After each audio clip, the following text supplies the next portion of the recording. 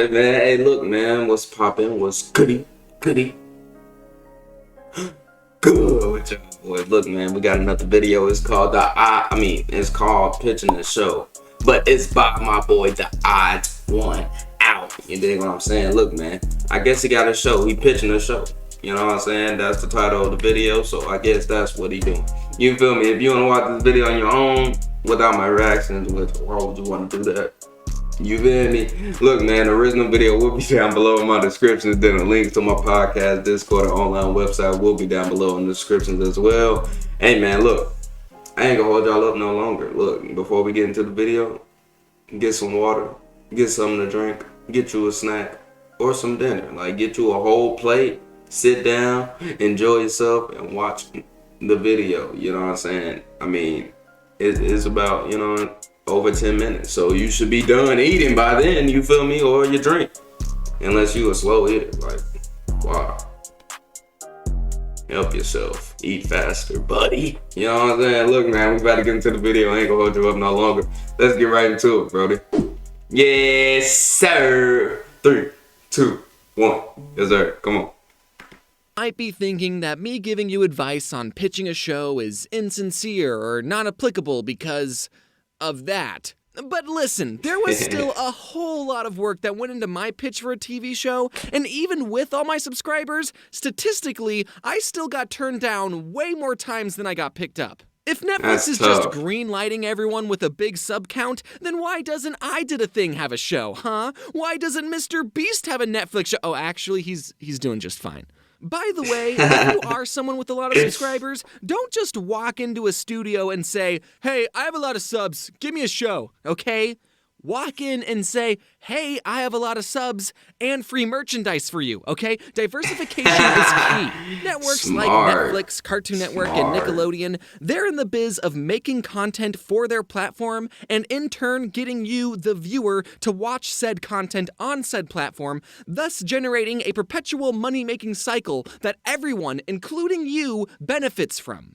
Now, the executives in charge don't have all the time to come up with every single show they're going to make, so they turn to the general public, open their doors, and will listen to anyone pitch them their idea for a television series. But even if you have an Emmy-winning idea, if you're not able to properly sell your idea and win over the hearts of the network executives, it's not going to get picked up and developed. Then your only option is to independently fund and develop your idea yourself. But what kind of a loser would do that? Stick around to the end of the video to hear more about my current Kickstarter, or click the link in the description.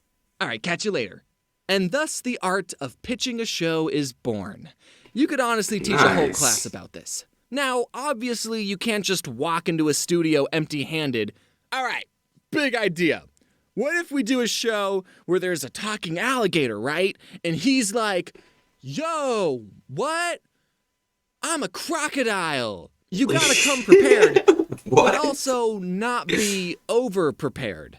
I was actually surprised to learn this, but going into the pitch room with finished scripts, turnarounds of your characters, and plushies will actually hurt your chances of getting picked up. The reason for this is because executives will sometimes like to change parts of your show, and if you already have all the characters and story mapped out, they'll not want to pick you up because they feel like they can't change anything. You're not even supposed to write any scripts until after you get the green light, because the executives have to approve all the scripts you make and the writers that you want to hire. So if you ever pitch a show, just be open for changes, which I can attest is a very different experience to what it's like on YouTube.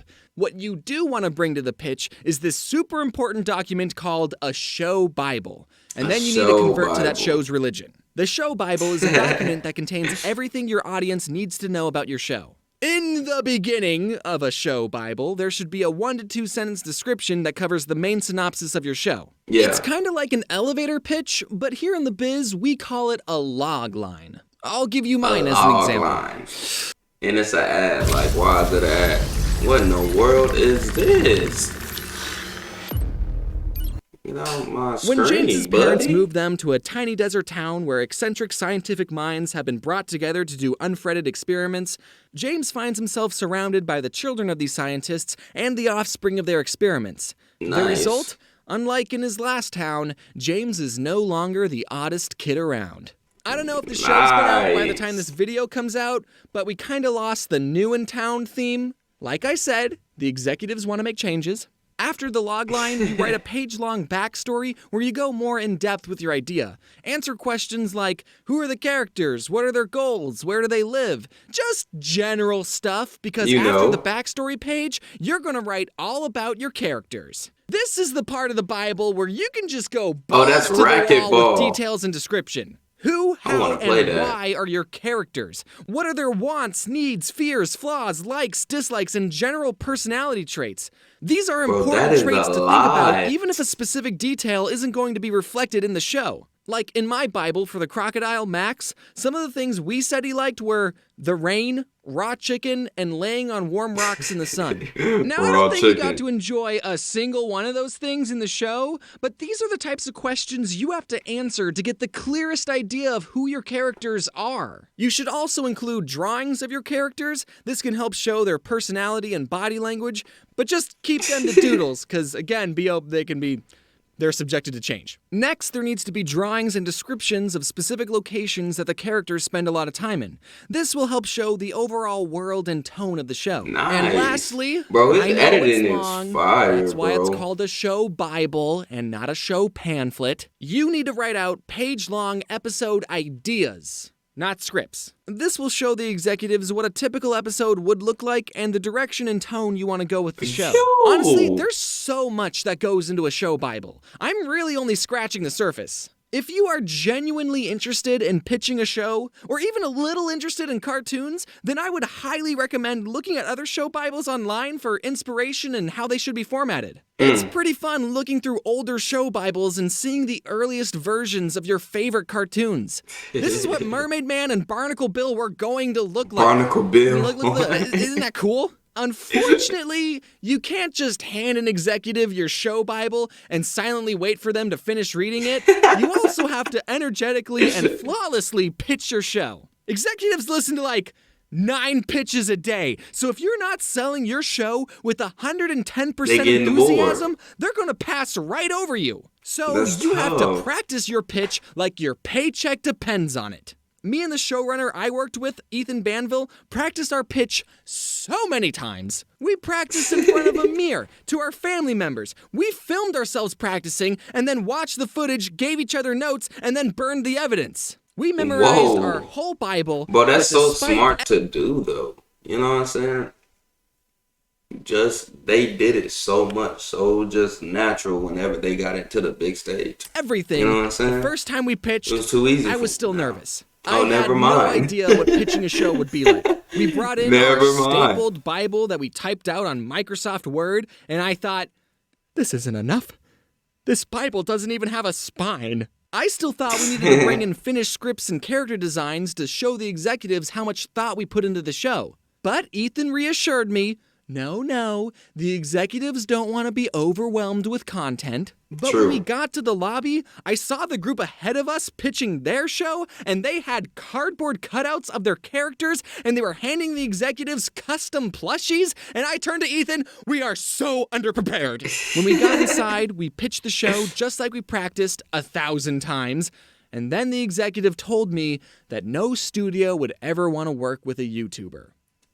Sometimes they don't even wait to tell you in an email that they're going to pass. Sometimes they just get it over with right then and there. So, not the best confidence boost for your first pitch. But we kept on pitching, and we kept hearing a lot of no's. And if you ever pitch, get ready to hear that response. Everyone in Hollywood has a story of being turned down by everyone and then finding the right home for their idea. And sometimes really talented people work for years on an idea and it goes nowhere. So the fact that I was even able to make something and it didn't get canceled, I'm incredibly grateful for.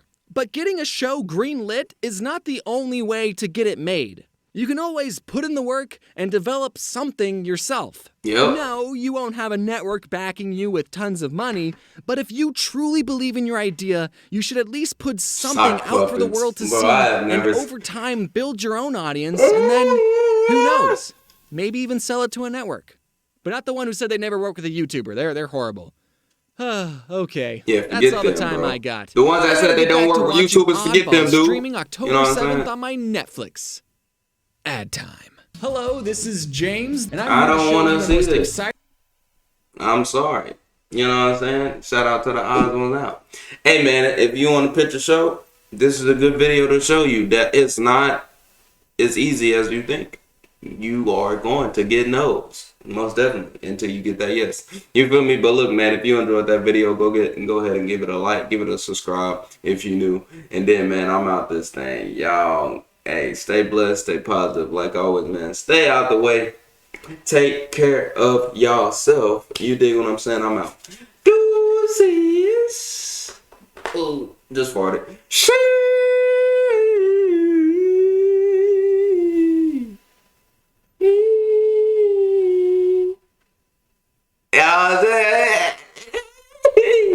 You feel me? But look, man, check out these videos right here, man. Like right now. Check them out. Check them out. Check them out. Quit all that tough shit you talking, you know that you weak. Hey, we really been on the streets, 24/7 that day of the week. Just wait till they let all my dogs out the leash. Hey, so much ice, I might ski. Yeah.